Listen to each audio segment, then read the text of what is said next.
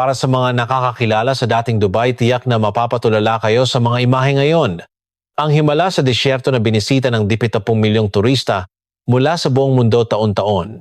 Ang mga 5-star hotel na nakalatag sa paanan ng Burj Khalifa. Ang mga mayayamang kanluranin na nagpapahinga sa ilalim ng mga payong sa Jumeirah Beach. Ang tunog ng mga high heels na umaalingaw-ngaw sa mga shopping mall. Iyan ang pang-araw-araw na eksena sa Dubai. Ngunit ngayon ang syudad na iyon ay nababalot sa katahimikan. Mula nang sumiklab ang digmaan, patuloy ang pag-alis ng mga dayuhang residente at turista sa Dubai.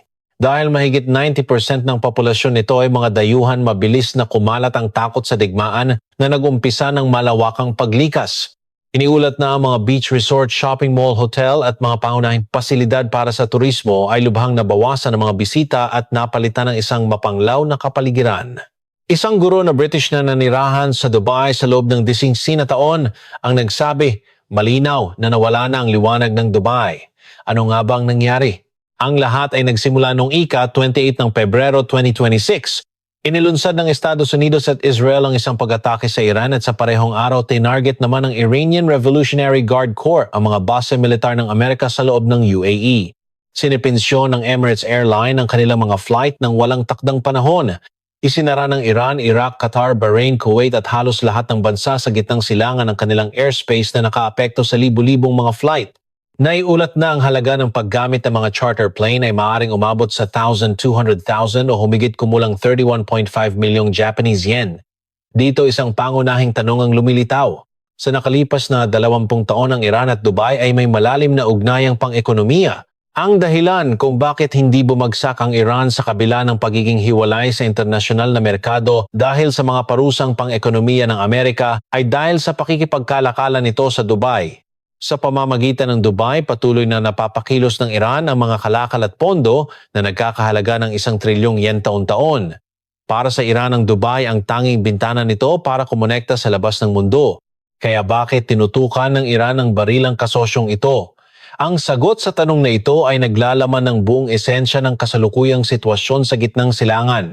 Upang maunawaan ang relasyon ng Iran at Dubai, kailangan nating bumalik sa taong 1979.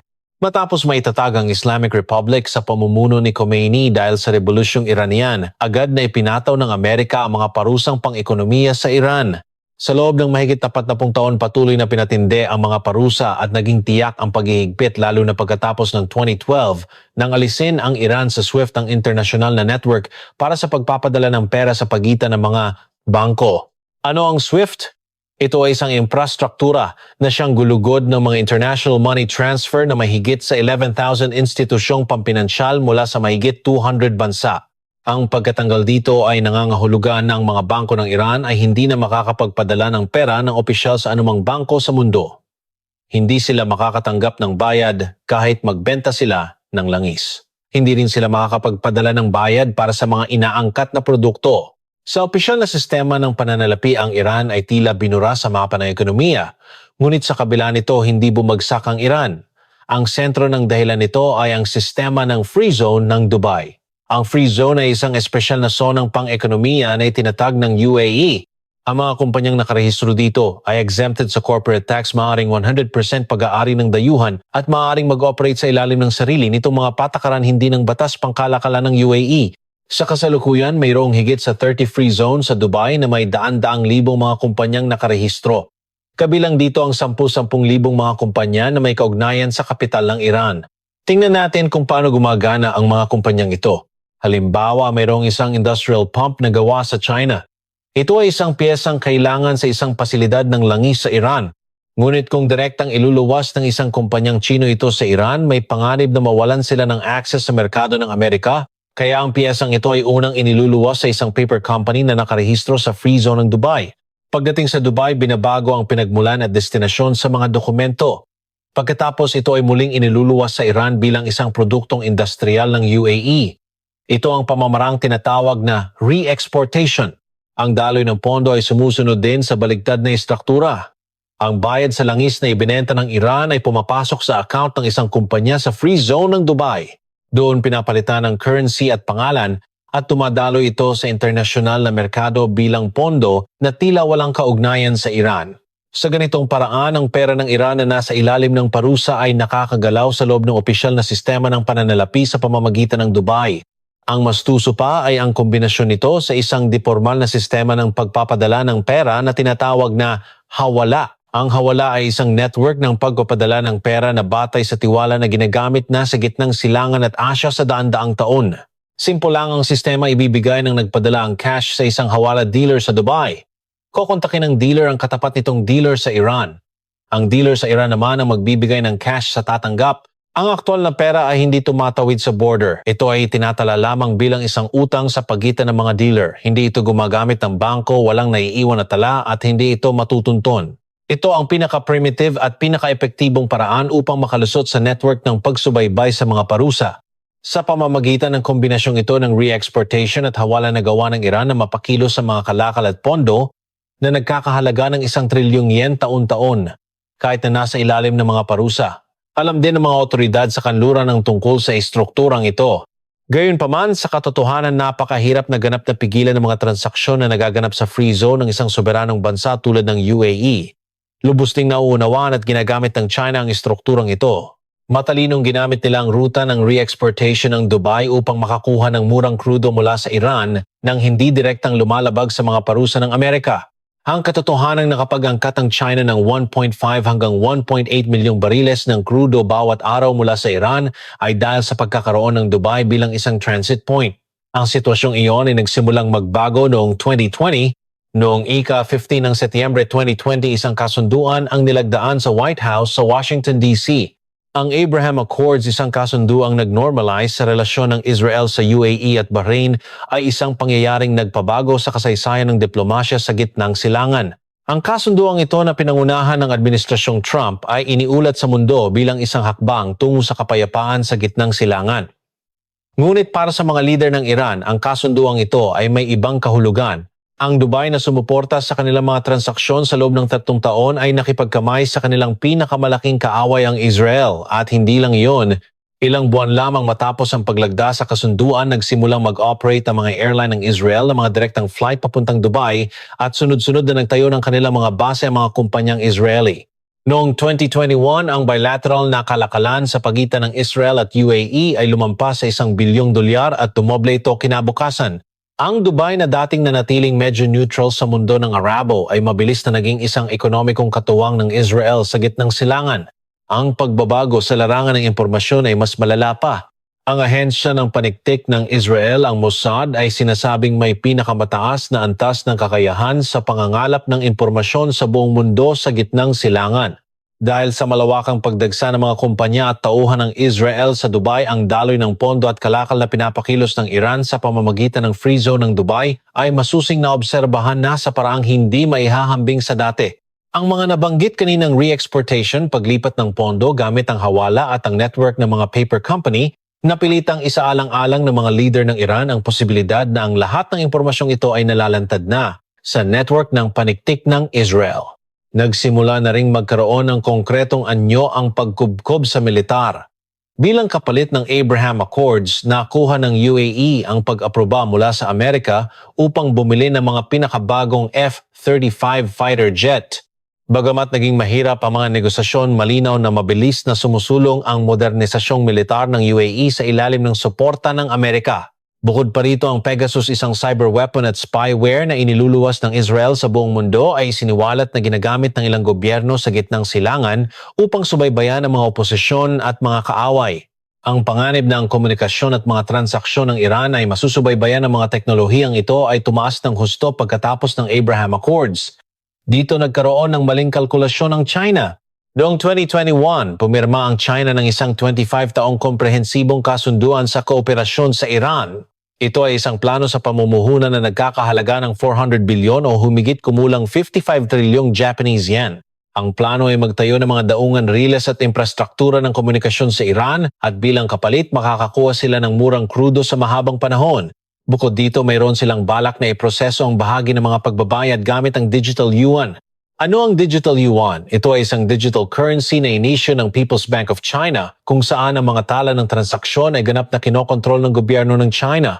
Gagamitin sana ito ng China upang bumuo ng isang international na network ng pagbabayad na umiiwas sa dolyar sa pamamagitan ng pagproseso ng mga transaksyon ng langis sa Iran na nasa ilalim ng parusa gamit ang digital yuan at pagbuo ng isang track record, ipapakita nila sa mundo ang posibilidad ng isang sistema ng pagbabayad na hindi nakadepende sa hegemonya ng dolyar. Gagamitin nila ang Dubai bilang hub para dito. Iyan ang senaryo na binuo ng China. Gayunpaman, ang mismong hub na iyon ay malalim nang napasok sa ilalim ng impluwensya ng Amerika at Israel pagkatapos ng Abraham Accords. Ang mga pondo at plano na inilaan ng China sa Dubai ay nang hindi nila namamalayan kumikilos na pala sa ilalim ng pagmamanman ng Amerika. Mula sa pananaw ng Iran, mas kritikal ang sitwasyon. Ang daloy ng kanilang pondo ay dumadaan sa Dubai. At ngayon malaki ang posibilidad na ang mga galaw na iyon ay lantad na sa ahensya ng paniktik ng Israel. Ang Dubai na dating sumusuporta sa kanilang mga transaksyon ay naging isang entidad na pinakamahusay na nakakaalam ng kanilang mga kahinaan. Ang inaakala nilang isang neutral na lungsod pangkalakalan ay naging bahagi pala ng network na kumukubkob sa kanila. Nang mapagtanto nila ito, radikal na nagbago ang kahulugan ng Dubai para sa Iran. Nang ang kanilang bintana para sa kalakalan ay naging isang base para sa pagsubaybay at pag-atake sa kanila, ano ang huling pinili ng Iran? Ang sagot ay ang serye ng mga pag-atake simula sa huling bahagi ng Pebrero. Liang Tsenling Arshilo. At ang pagpiling iyon ay nagdulot ng isang hindi na maibabalik na sunod-sunod na pangyayari para sa Iran mismo, para sa China at maging para sa Japan. Nang magpasya ang Iran na atakihin ang mga bansa sa Gulf, ang pinakamatinding tinamaan ay hindi ang Amerika o Israel. Ito ay ang China at ang Dubai mismo. Upang maunawaan ang dahilan, kailangan muna nating tingnan ang mga konkretong numero ng ugnayang pang-ekonomiya sa pagitan ng China at Iran. Sa kabila ng mga parusa ng Amerika, patuloy na nag-aangkat ang China ng average na 1.5 hanggang 1.8 milyong bariles ng krudo bawat araw mula sa Iran. Ito ay katumbas ng 14% hanggang 16% ng kabuuang importasyon ng krudo ng China. Ang mga numero ay maaaring hindi mukhang malaki sa unang tingin. Ngunit ang mahalaga ay ang krudong ito ay nakukuha sa halagang 10 hanggang 15 na mas mura kada bariles kumpara sa presyo sa pandaigdigang merkado. Ano ang nagiging resulta ng pagkakaibang ito kapag naipon sa 1.5 milyong bariles bawat araw at pagkakaiba ng 12 kada bariles ito ay nagre-resulta sa 18 milyon kada araw? Sa isang taon ito ay humigit kumulang na 6.5 bilyon o humigit kumulang 900 bilyong Japanese yen na pagtitipid sa gastos. Ang natipid na ito ay nagsilbing isang hindi nakikitang makina na sumusuporta sa pagiging mapagkompetensya ng industriya ng pagmamanupaktura ng China. Ang dahilan kung bakit napakamura ng mga produktong Chino sa mga supermarket sa buong mundo ay hindi lamang dahil sa murang paggawa. Paano nakakarating ang murang krudong ito sa China? Ang re-exportation sa Dubai na ipinaliwanag kanina ay may sentral na papel dito. Bukod pa rito, mayroon ding tinatawag na ghost fleet na transportasyon. Ang ghost fleet ay isang grupo ng mga tanker na hindi matutunton na naglalayag habang naka-off ang kanilang Automatic Identification System, AIS. Ayon sa pagsusuri ng isang pribadong ahensya ng pananaliksik gamit ang satellite data, ang paggalaw ng mga hindi matutunton na barkong ito ay biglang dumami mula noong 2022 at tinatayang ang dami nito ay 2 hanggang 3 beses na mas malaki kaysa sa opisyal na statistika ng pagluluwas ng Iran. Ang mga tanker na ito ay nagkakarga ng krudo mula sa Iran, pinapalitan ng pinagmulan sa mga dokumento sa paligid ng Dubai, at pagkatapos ay dinadala ito sa mga pribadong refinery sa mga lalawigan ng Zhejiang at Shandong sa China. Sinusubukan pa ng China na patatagin ang ugnayang ito para sa hinaharap. Ito ang pagbuo ng isang sistema ng pagbabayad gamit ang digital yuan. Sa kasalukuyan, halos 88% ng pandaigdigang kalakalan ay binabayaran sa dolyar. Ito ay tinatawag na petrodollar system. Ito ay isang istruktura kung saan maaaring gamitin ng Amerika ang kanyang impluensya sa buong mundo sa pamamagitan lamang ng pagprint ng dolyar. Upang sirain ang sistemang ito, isinagawa ng China ang isang eksperimento kung saan ipoproseso nito ang mga transaksyon ng langis sa Iran na nasa ilalim ng parusa gamit ang digital yuan. Ang mga tala ng transaksyon ng digital yuan ay ganap na kinokontrol ng People's Bank of China. Hindi ito dumadaan sa SWIFT, hindi gumagamit ng dolyar, at ang pagbabayad ay nakukumpleto sa labas ng pagsubaybay sa pananalapi ng Amerika. Kung mapapatunayan nila ang sistemang ito sa mga transaksyon sa Iran, maaari nilang isama ang mga bansang nasa ilalim ng parusa tulad ng Russia, Venezuela at Myanmar sa network na ito at gawing realidad ang isang internasyonal na sistema ng pagbabayad na hindi nakadepende sa hegemonya ng dolyar. Iyan ang estratehiyang binalangkas ng China. Noong 2023, ang halaga ng mga transaksyon sa pamamagitan ng sariling sistema ng pagbabayad ng China ay umabot na sa 500 bilyong yen bawat araw. Para sa China, ang Iran ay isang hindi mapapalitang paksa ng eksperimento. Ngunit habang nawawala ng silbi ang Dubai at lumulubog ang Iran sa gitna ng digmaan ng planong ito ay nagsisimulang gumuho mula sa pundasyon. Kung hihinto ang supply ng murang krudo, kakailanganin ng China na bumili ng parehong dami ng krudo mula sa pandaigdigang merkado sa regular na presyo. Tataas ang mga gastos sa pagmamanupaktura at babagsak ang pagiging mapagkumpetensya ng kanilang mga produktong iniluluwas. Kung mawawala ang pinakamalaking kasosyo sa eksperimento para sa digital yuan, mabibigo ang estratehikong ambisyon ng China na hamunin ang hegemonya ng dolyar. Bukod pa rito, kung mawawala ng silbi ang Dubai na isang sentro para sa pamumuhunan sa Belt and Road Initiative, na nagkakahalaga ng 55 trilyong yen ang mga pamumuhunan sa mga daungan riles at infrastruktura ng komunikasyon na itinatayo sa Iran ay maiiwan sa ere. Ang mga daungan na itinatayo ay magiging mga abandonadong lugar at ang mga riles na sinimulang ilatag ay mapuputol sa gitna. Ang mga state-owned bank ng China na nagpautang gamit ang mga ito bilang collateral ay makakaranas ng sunod-sunod na paglobo ng mga masasamang utang. At dito isa pang pagbagsak ang kasabay na nangyayari ang pagbagsak ng Dubai mismo. Ang Dubai ay walang langis. Halos wala rin itong natural gas. Ang lahat ng kasaganaang itinayo ng Dubai sa loob ng kalahating siglo ay nakasalalay sa tiwala na ito ang tanging lugar sa gitnang silangan kung saan hindi magkakaroon ng digmaan. Ang dahilan kung bakit inilagay ng mga mayayaman sa buong mundo ang kanilang mga ari-arian sa Dubai, kung bakit itinatag ng mga pandaigdigang kumpanya ang kanilang mga punong tanggapan para sa gitnang silangan sa Dubai, at kung bakit binisita ito ng 20 milyong turista taon-taon ay dahil ito ay ligtas. Ang kaligtasang iyon, ang tanging yaman nito ay naging zero dahil sa pag-ataking ito. Ngayong gumuho na ang tiwalang iyon ng Dubai ay magbabalik sa pagiging isang koleksyon lamang ng mga estrukturang itinayo sa gitna ng disyerto. Agad na mararamdaman ang epekto sa real estate. Mahigit 90% ng populasyon ng Dubai ay mga dayuhan. Ang estrukturang ito ay isang kalakasan sa panahon ng kapayapaan, ngunit ito ang pinakamalaking kahinaan sa panahon ng krisis. Ang mga dayuhang residente ay walang dahilan upang ipagtanggol ang lugar na iyon. Kung makaramdam sila ng takot, sabay-sabay lang silang aalis. Tulad ng nabanggit na nagsimula na ang pag-alis ng populasyon mula sa Dubai mula nang sumiklab ang digmaan.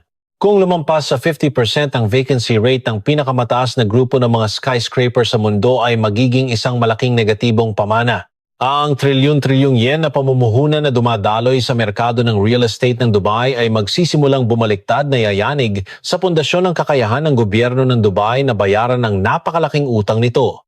Ang pagkawala ng katayuan nito bilang isang sentro ng logistika ay mag-iiwan ng mas pangmatagalang sugat.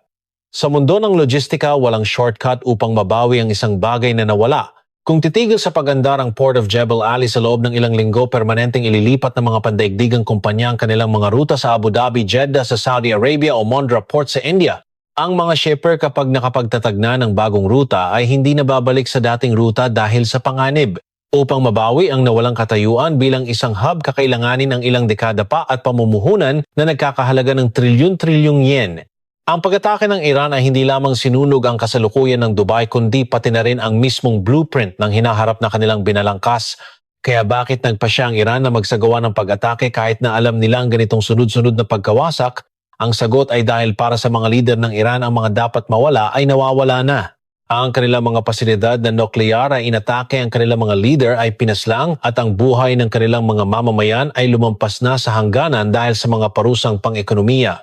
Ang Dubai ay hindi na isang bintana na sumusuporta sa kanila, kundi isang base na nagmamanman at kumukubkob sa kanila. Kung hindi sila makakapagbenta ng langis, sisiguraduhin nilang walang ibang makakapagbenta.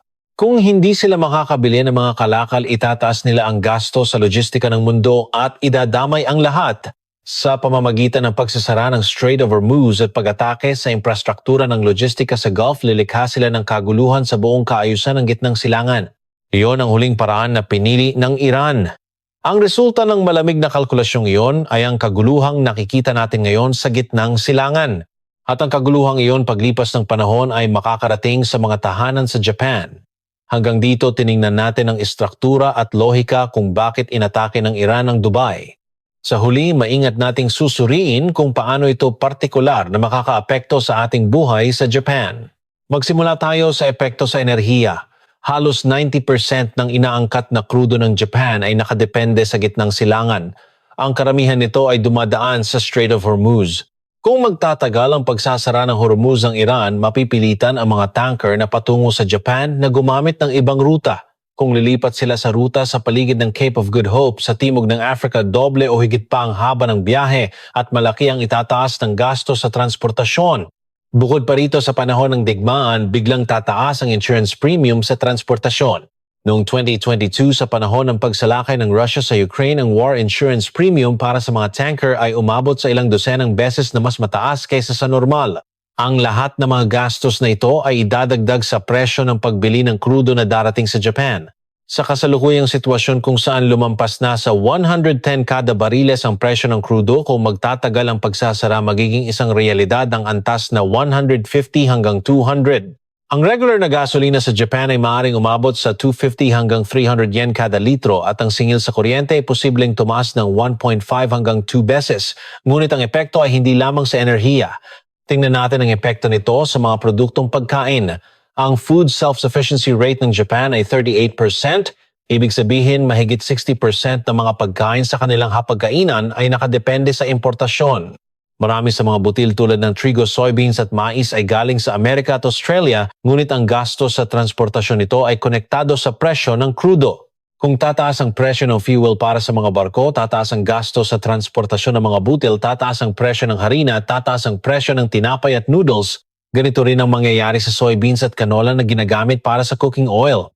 Marami ang nakaranas ng sunod-sunod na pagtaas ng presyo ng pagkain mula 2022 hanggang 2023, ngunit may posibilidad na mas malaki pa ang itataas nito. Malala rin ang epekto sa mismong agrikultura. Kung tataas ang presyo ng fuel para sa mga makinaryang pang-agrikultura, tataas ang gastos ng mga magsasaka. Kung tataas ang presyo ng natural gas na siyang hilaw na material para sa mga kemikal na pataba, tataas din ang presyo ng pataba. Ang presyo ng mga gulay, bigas at mga produktong hayop kahit nagawa sa loob ng bansa ay tataas din dahil sa gastos sa enerhiya at pataba. Sunod, tingnan natin ang epekto sa industriya ng pagmamanupaktura at trabaho. Halos 20% ng kabuuang export ng Japan ay patungo sa China.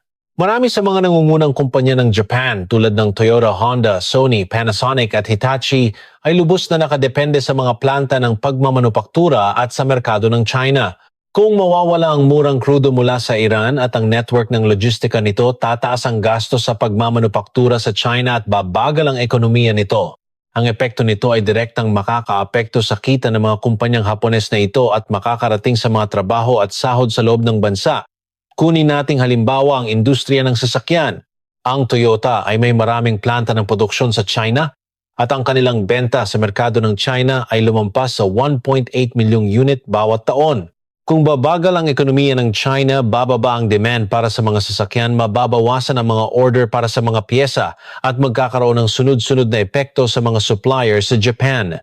Ang industriya ng sasakyan ay bumubuo ng halos 8% ng mga manggagawa sa pagmamanupaktura sa Japan at ito ay isang pangunahing industriya.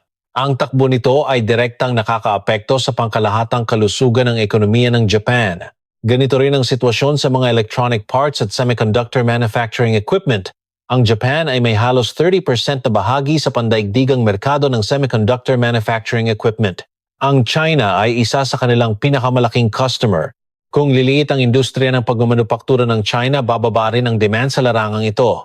Ang pagtaas ng gasto sa logistika ay magdudulot ng mas malawak na epekto, kabilang sa mga produktong inaangkat mula sa gitnang silangan na dumadaan sa Port of Jebel Ali ay maraming mga materyales at piyesa na kailangan ng industriya ng pagmamanupaktura ng Japan. Marami sa mga pangindustriyang hilaw na materyales tulad ng mga produktong petrochemical, aluminyo at tanso ay dumarating sa Japan sa pamamagitan ng gitnang silangan. Kung masisira ang mga rutang ito, magkakaroon ng problema sa pagkuha ng mga hilaw na materyales para sa mga pabrika sa Japan. Hahaba ang mga delivery time, maiipon ang mga inventaryo o sa kabaligtaran mauubos ang inventaryo at hihinto ang mga linya ng produksyon. Ang epekto nito ay aabot sa malawak na hanay ng mga industriya mula sa mga electronic appliances hanggang sa mga sasakyan at mga materyales sa konstruksyon. Sa kabilang banda, mayroon ding aspeto kung saan ang kaguluhang ito ay maaaring magdulot ng pangmatagalang pagkakataon para sa Japan. Ang hakbang ng mga pandaigdigang kumpanya na muling suriin ang kanilang pag-asa sa China at muling ayusin ang kanilang mga supply chain ay lalong bibilis dahil sa kaguluhang ito. Para sa mga kumpanyang Hapones na may mga teknolohiyang hindi madaling palitan tulad ng semiconductor manufacturing equipment, precision parts at material technology, ang alon ng muling pagsasaayos na ito ay maaaring lumikha ng bagong demand. Sa katunayan ng mga katanungan mula sa mga pandaigdigang kumpanya na naglilipat ng produksyon sa Taiwan at Timog Silangang Asya para sa mga kagamitang gawa sa Japan ay tumataas na. Ngunit iyon ay isang pangmatagalang usapin. Sa maikling panahon, tatlong alon ng pagtaas ng presyo ng enerhiya, pagtaas ng gasto sa logistika at pagbagal ng ekonomiya ng China ay halos sabay-sabay natatama sa ekonomiya ng Japan. Ang epekto nito ay magsisimula sa mga presyo sa mga gasolinahan, susundan ng mga produktong pagkain sa supermarket, mga singil sa kuryente, at pagkatapos sa paglipas ng panahon ay mararamdaman sa kita ng mga kumpanya at sa trabaho. Marso 2026, ang ating nasasaksihan ay hindi lamang isang simpleng digmaan sa gitnang silangan. Ito ang sandali kung saan ang istruktura ng mga parusa, mga butas at pag-asa na naipon sa loob ng mahigit 30 taon mula noong Rebolusyong Iranian noong 1979 ay biglang nagliyab dahil sa puot at kawalan ng pag-asa.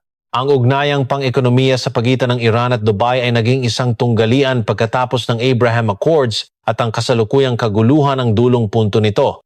At ang mga epekto ng kaguluhang iyon ay tiyak na makakarating hanggang sa hapagkainan sa Japan na nasa kabilang panig ng mundo. Tapos na ang panahon kung kailan maaari nating balewalain ang mga balita mula sa gitnang silangan bilang isang kwento mula sa malayong lupain. Ang pag-unawa sa kung ano ang nangyayari sa kabilang panig ng mundo ay ang unang hakbang upang protektahan ang ating mga ari-arian at pamumuhay. Sana ay makatulong ang aming ibinahagi sa video na ito. Maraming salamat sa inyong panonood.